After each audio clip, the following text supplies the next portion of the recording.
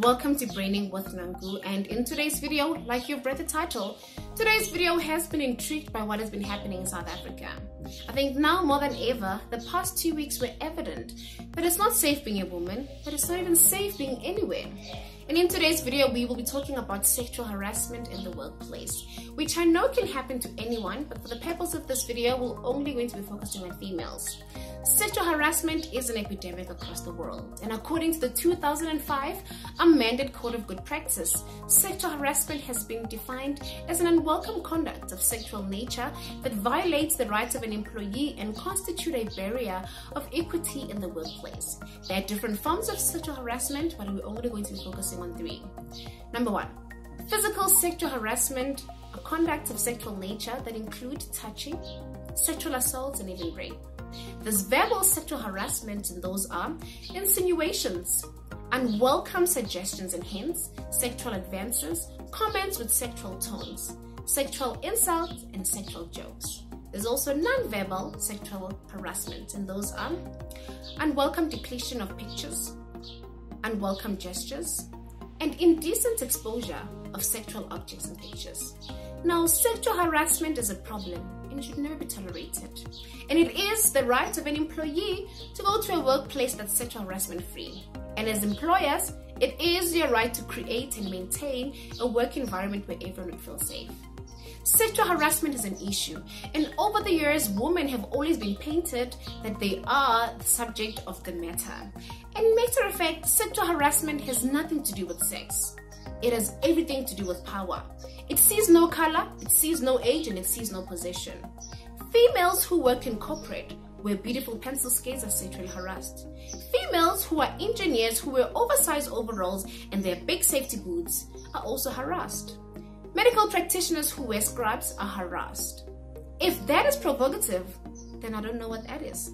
Sexual harassment is an issue that 1 in 3 women has been sexually harassed, and according to the staggering statistics, that 71% of these cases go unreported. Females are saying that reporting it is even worse. Rather than to keep quiet, they would rather endure the harassment than to report, because reporting has dire consequences. Women who have reported these cases are jobless. Some of them are not even employable. Somehow they've been blacklisted in their professions.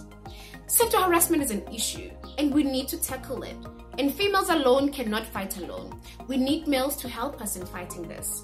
We need to know that what can we do to ensure that working environments are safe. And employers, we need to make sure that you also play your part.